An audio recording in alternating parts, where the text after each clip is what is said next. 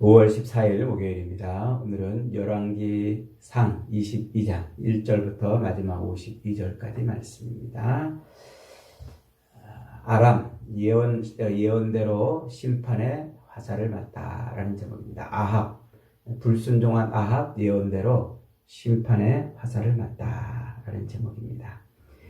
드디어 이제 열왕기상이 오늘 마지막 장입니다. 오늘 마지막 장은 아합의 죽음으로 이제 끝나고 그 아합의 죽음 이후에 아하시아가 왕이 되었다는 내용이죠. 오늘 본문은 크게 두 덩어리예요. 1절부터 40절까지는 이거 불순종한 아합, 이 아합이 어떻게 전쟁에서 죽게 되는지 자세하게 설명하고 있고, 41절부터 마지막 53절까지는 이제 이 전쟁에 함께 참여했던 남쪽 유다의 여호사밧 왕의 이야기, 그에 대한 평가와, 그리고 이 아합의 뒤를 이어서 왕이 된 아하시아, 북쪽의 왕 아하시아에 대한 그 평가를 이렇게 마무리해 주고 있습니다. 자, 오늘 본문은 이렇게 시작합니다. 1절에 보니까 아람과 이스라엘 사이에 전쟁이 없이 3년을 지냈더라. 셋째 해에 유다의 여호사밧 왕이 이스라엘 왕에게 내려갔다. 이렇게 1절, 2절이 오늘 본문의 시작이죠.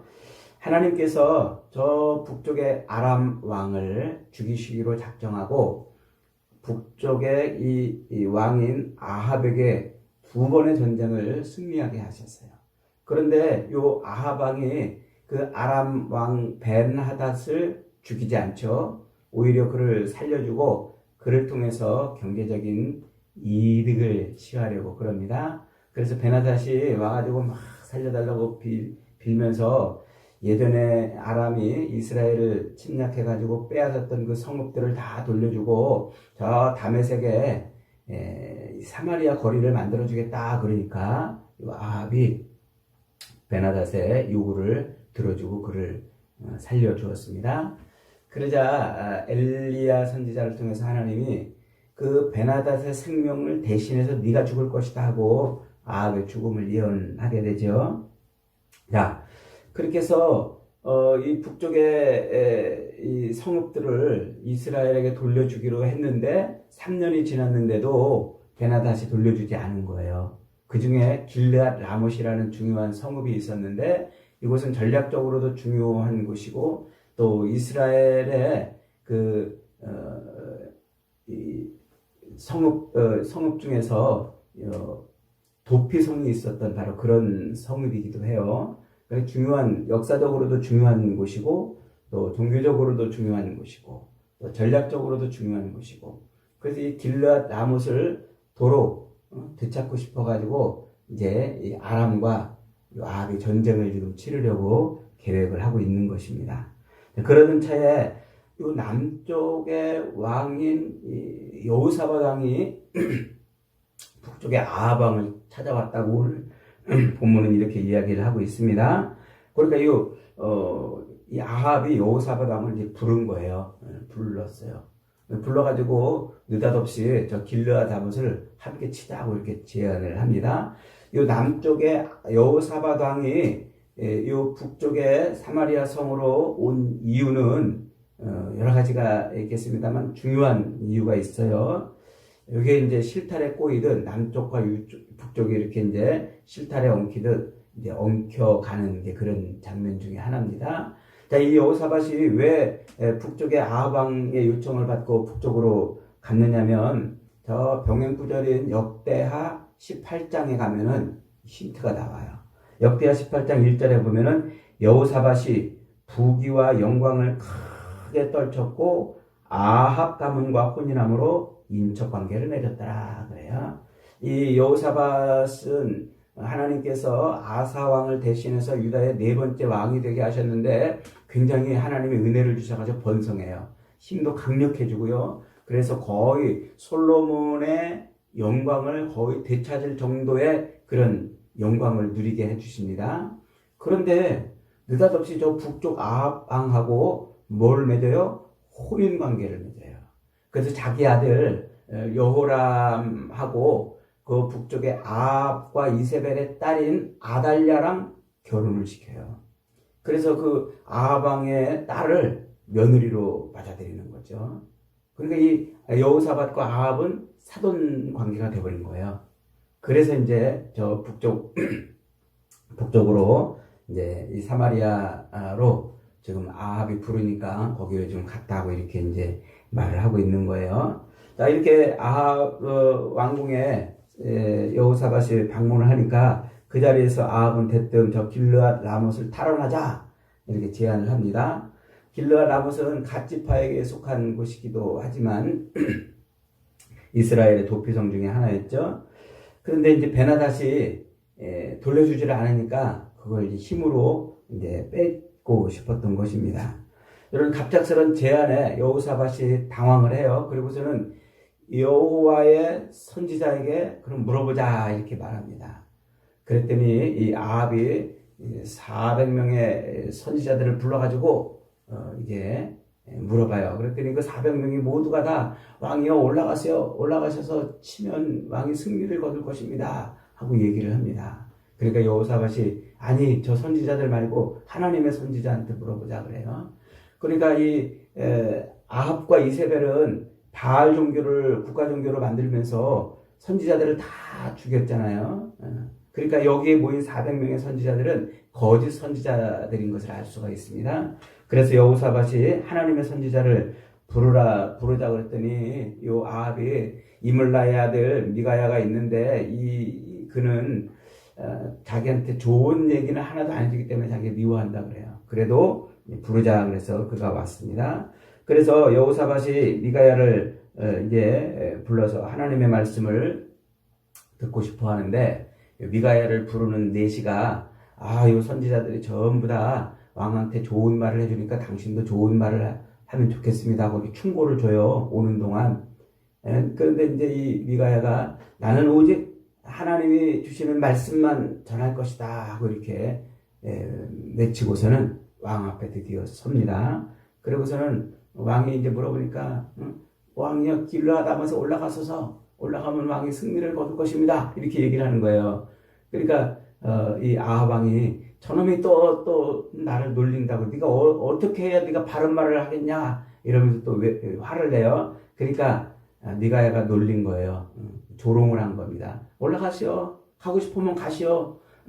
하고 싶은 대로 하세요. 그러면은 네 멋대로 하세요. 그러면 승리를 얻을 수 있을지도 모릅니다. 이제 조롱을 했던 거예요. 그러니까 막 아합이 화를 내니까 그때 이제 미가야가 진짜 예언합니다. 17절에 그가 이르되 내가 보니 온 이스라엘이 목자 없는 양같이 산에 흩어졌는데 여호와의 말씀이 이 무리에게 주인이 없으니 각각 평안히 자기 집으로 돌아갈 것이라 하셨나이다 이래요.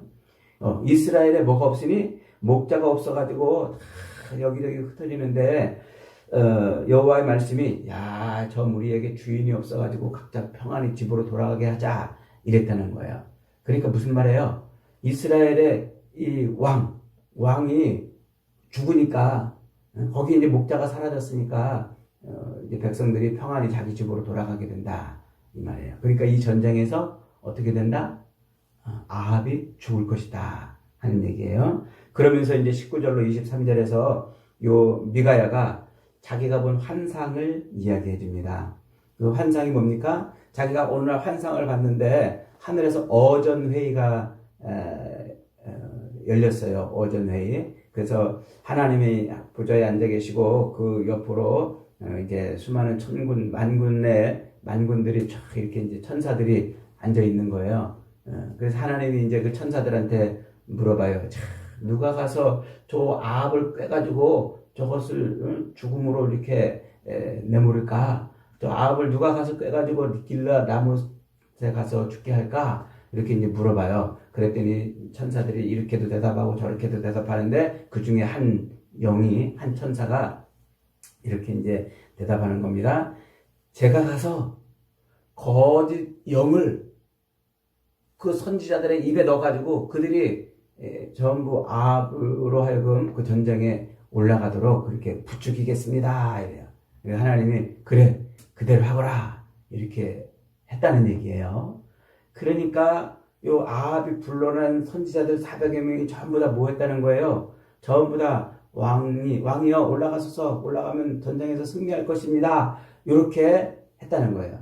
그러니까 그 아합으로 하여금 길라 라모 전쟁을 부추긴 그 선지자들의 그 이야기는 누구 때문에 듣다는 거예요? 하나님에 의한 거짓 영들이 그 선지자들의 입에 들어가서 거짓말을 하고 있다 이 말이에요. 거짓말을. 그러니까 이제 요 아합이 화를 내면서 그놈을 이제 옥에 가두고 내가 돌아올 때까지 옥에 가두고 고생의 떡과 고생의 물을 먹게 하라 이렇게 이제 말을 하죠. 그리고 저는 이제 드디어 이 미가야 선지자의 말을 듣지 않고 출정을 합니다. 출정을 하는데 아주 잔꾀를 써요. 깨름칙했는지 그 미가야 선지자의 말이 마음에 걸렸는지 이제 변장을 하는 거예요. 그래서 자기는 왕복을 벗고 일반 군사들이 입는 그 갑옷을 입고 출전하고 유다의 여호사밧 왕에게는 왕복을 입고 그리고 이제 출전을 했습니다. 자, 그런데 막상 출전을 하니까 요 아람의 벤하닷이 옛날에 아합에게 당했던 것을 복수를 하려고 하는 듯, 야, 병사들아, 저 이스라엘의 왕만 집중해서 공격하거라. 이렇게 명령을 내려요. 그러니까 이스라엘 군대와 장군들이 이스라엘 왕복을 입은 사람을 막 찾아가지고 쫓다가 여호사밧이 왕복을 입었으니까 그가 이스라엘의 왕인 줄 알고 막 쫓아가요.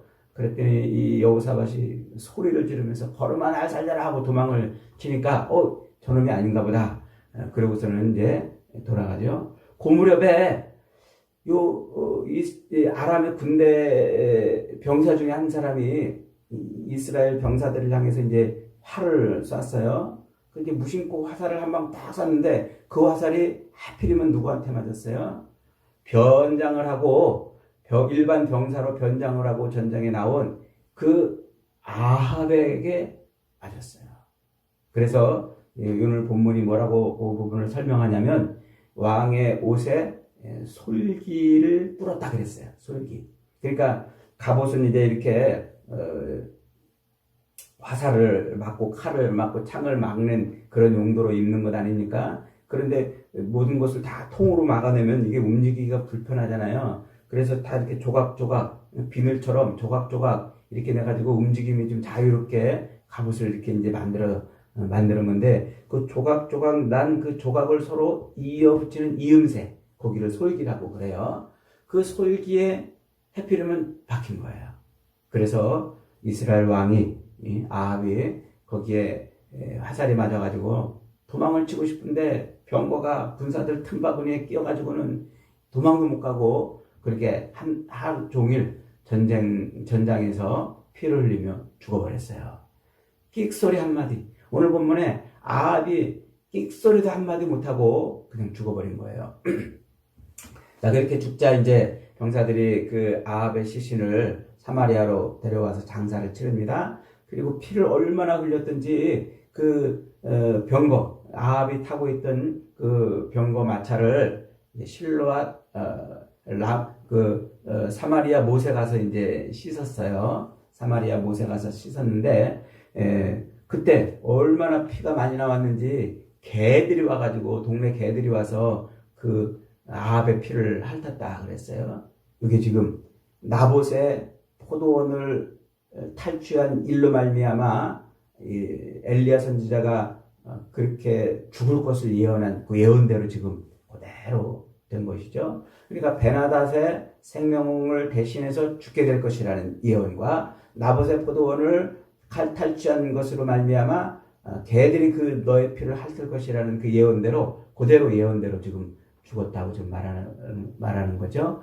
자, 그러면서 이제 오늘 본문에 거기다 많은 토를 하나 달아놨어요. 뭐라고 달아놨어요? 그 아합의 그 병거, 그 마차, 피 묻은 마차를 어디 가서 씻었냐면 사마리아 못에 가서 씻었는데 그 못이 어떤 못이라고요? 창기들이 목욕하는 곳이라고 이렇게 토를 달아놨어요. 그 창기들이 목욕하는 곳이라는 말이 무슨 말일까요? 아합과 이세벨이 바알과 아세라 신전을 세워놓고 국가 종교로 만들어놓고 그 신전에서 뭐하는 거기에서 이제 그 신전을 섬기는 이제 창녀들을 거기다 이렇게 이제 넣는 거예요. 사제들인데 그 바알 우상 신전에서 일하는 사제들은 대부분 다 그렇게 성적인 그런 문란함을 일으키는 창녀들인 거예요. 바알 종교가 그 종교예요. 그래서 바알은 농사의 신이라고 그랬죠. 비를 주관하고 또 이 아세라는 또 생육과 번성을 다산을 주관하는 신이라고 그랬죠. 그러니까 이제 그 신전에 와서 사람들이 제물을 드리고 그렇게 제사를 드리러 올 때 그 신전에 있던 이제 사제들, 창기들이죠. 창기들이 그 제사를 드리는 사람하고 이제 음란한 관계를 맺어요. 그러면 그걸 보고서 요 하늘에 있는 바알과 아세라가 그걸 이제 보고서 따라하는 거예요. 기뻐가지고 즐거워가지고 인간들이 하는 그 음란한 짓을 따라해요. 그때 따라할 때 이제 그때 하늘에서 비도 내리고 하늘에서 뭐 이런저런 이제 농사에 필요한 것들이 이제 내려온다. 이게 이제 바알 종교의 핵심이에요. 이제 그래서 이 사마리아 못에서 그 창기들이 뭐 하는 거예요? 그 신전 사제들이 뭐 하는 거예요? 자기를 정결케 하던 그런 연못이었단 말이에요. 그런 못. 그 못에 지금 아합의 피를 씻어냈다는 것은 그 죽은 아합의 피가 그 바알 종교의 신전을 부정타게 했다, 더럽혔다. 지금 그런 토를 지금 달아놓은 거예요. 자, 그렇게 해서 이제 아합은 결국은 두 번의 예언대로 이제 하나님의 심판을 받아 이제 죽습니다. 그리고 이제 그의 아들 아하시아가 유다의 8번째 왕으로 이제 등극을 했어요. 자, 이스라엘의 8번째 왕으로 이제 등극을 했어요. 자, 이렇게 이스라엘의 왕이 이제 아합이 죽고 아하시아가 들어선 이야기 다음에 여호사밧에 대한 이야기를 좀 더 하고 있습니다. 여호사밧은 유다의 4번째 왕이었죠. 아사를 다음 이어서 왕이 되는데 이 아사가 이제 남창들도 다 창기들도 다 이렇게 이제 동성애하는 자들을 다 죽이고 그 다음에 이제 종교 개혁을 일으켜서 선한 일을 많이 했다고 그랬어요. 그런데 그것을 보고서 여호사밧도 그 아버지를 따라서 이제 좋은 일을 많이 하는데 산당은 허물지 못해요. 그런데 지금 무슨 잘못을 하냐면 이 북쪽 아합과 혼인 관계를 맺어서 아합과 이세벨의 딸인 아달랴를 며느리로 맞아들여요. 이게 이제 나중에 큰 화근이 되는데, 자, 이렇게 여호사밧이 아사의 뒤를 이어 왕이 돼가지고 25년을 다스리고 있는 거예요. 그 25년을 다스리는 동안 이제 아합과 함께 출전도 하고 이런저런 일들을 하고, 그리고서 이제 아합이 죽은 다음에 그의 아들 아하시아가 왕이 되는 그때도 이제 여호사밧이 왕이 되는데, 이 여호사밧은 굉장히 하나님의 은혜를 많이 주시고 복을 주셔가지고 거의 솔로몬의 영광에 버금갈 만큼 그런 큰 이제 복을 누려요. 그러니까 이제 정치적으로도 굉장히 나라가 이제 안정되고 경제적으로도 부유해지는데 왜 북쪽의 아합과 혼인 관계를 맺었는지 잘 모르겠어요. 자기 힘을 과시하려고 그랬는지 아니면 이 아합의 꾀에 속아서 그랬는지 어쨌든 혼인 관계를 맺고 죽은 다음에 이 아하시아가 이제 여호사밧에게 이제 이 부귀영화를 같이 나누고 싶은 마음에 오빌의 금을 찾으러 가는 그 배에 자기 종들을 보내겠다고 그러니까 이제 여호사밧이 이제 거절을 했다는 이야기. 그러면서 이제 이 아하시아, 북쪽의 아하시아 왕이 어떻게 아버지 아합의 길을 따라가고 있는지를 설명하면서 본문이 끝납니다. 오늘 본문이 우리에게 말해주려고 하는 것은요, 단순히 이 아합이 그냥 전쟁에서 죽었다 그 얘기를 하려고 그러는 것이 아니에요. 지금 이 말씀은 하나님께서 하나님을 마음에 두기를 싫어한 자들을 어떻게 내버려 두는지, 그게 왜 하나님의 심판인지를 설명하는 거예요. 그래서 베나닷을 살려주고 그리고 또 나봇의 포도원을 탈취한 그 일로 말미암아 그가 죽을 것이라고 했는데 그 죽음은 이미 하나님을 버리고 바알의 종교를 이스라엘 땅에 심었기 때문에 그렇게 된 것이라는 말이죠. 그로 말미암아 하나님이 그를 이제 심판하시는 거예요. 그래서 그 심판은 즉시로 하나님이 즉시로 죽이는 게 심판이 아니고 욕망대로 내버려 두는 거예요. 욕망대로.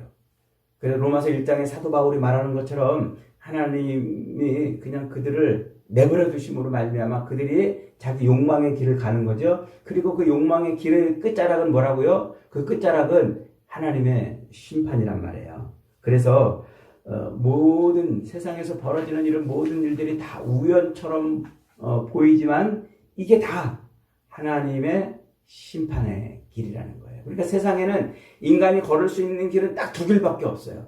하나님의 복으로 말미암은 구원의 길과 나머지는 내버려둠을 당해서 심판의 길을 가는 거예요.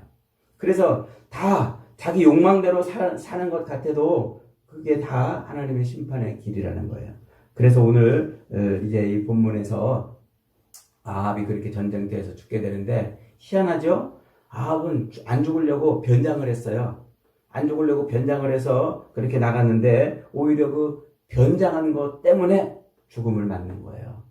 그러니까 인간의 눈을 속이려고 그렇게 평범한 군인처럼 변장을 했지만은 그 무심코 담긴 그 병사의 화살에 오히려 맞게 되는 거예요. 거기서 무심코라는 말은 그 병사가 최선을 다해서 싸운 거란 말이에요. 자기 온 정성을 다해서 자기 최선을 다해서 그 아람 병사는 그렇게 전쟁에서 활을 쏜 거예요. 하나님은 그렇게 일을 하시는 거예요. 그래서 그가 최선을 다해서 자기 역할에 최선을 다해서 활을 쏘았는데 그 화살이 뜻하지 않게 어디로 간 거예요?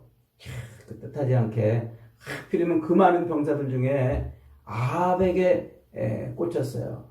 그리고 그 갑옷을 뚫는데 그 갑옷의 이 비늘에 딱 꽂히는 게 아니라 하필이면 그 솔기, 이 비늘과 비늘을 조각과 조각을 잇는 그 틈사기에 꽂힌 거예요. 그러니까 기가 막히죠?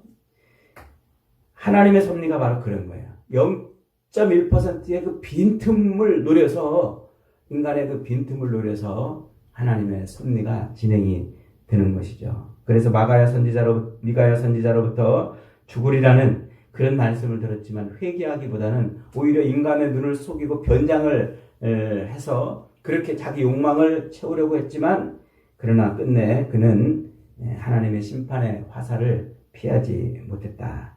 사람 눈에는 우연처럼 보여도 모든 것이 다 하나님의 정확한 섭리 안에 있다. 결국 그는 이스라엘의 왕이었지만 스스로 왕복을 벗고 이스라엘의 목자됨을 포기했어요. 스스로 자기 살기 위해서 왕으로서의 책무를 버리고 그렇게 자기 욕망을 따라 살다가 그는 이스라엘의 목자 없는 그런 나라를 만들어 버렸다는 것이죠.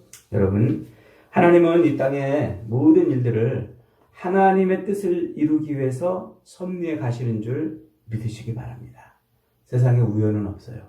우연처럼 보이지만 모두가 다 하나님의 주권에 의한 하나님의 통치와 섭리인 것이에요. 그러므로 우리는 이 땅을 살아갈 때 우리 눈에 우연처럼 보이는 그런 많은 일들을 경험하면서도 놓치지 말아야 될 게 있어요. 그게 뭐예요? 하나님의 말씀이에요.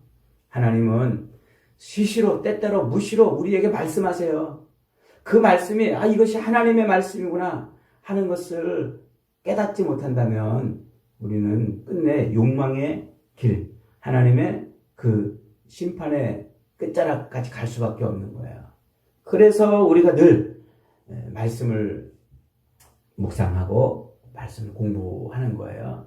우리가 예배로 모이는 것은요, 하나님이 지금도 살아계셔서 세상 모든 만물을 하나님의 뜻대로 통치하신다는 사실을 인정하는 것이고 그 인정함으로 말미암아 무릎 꿇어서 하나님이 내게 말씀하시는 이 말씀을 듣겠다는 그 고백, 그것이 예배인 거예요.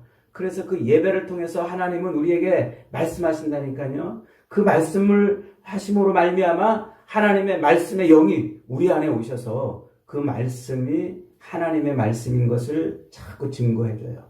그래서 하나님의 말씀대로 살아가게 하는 거예요.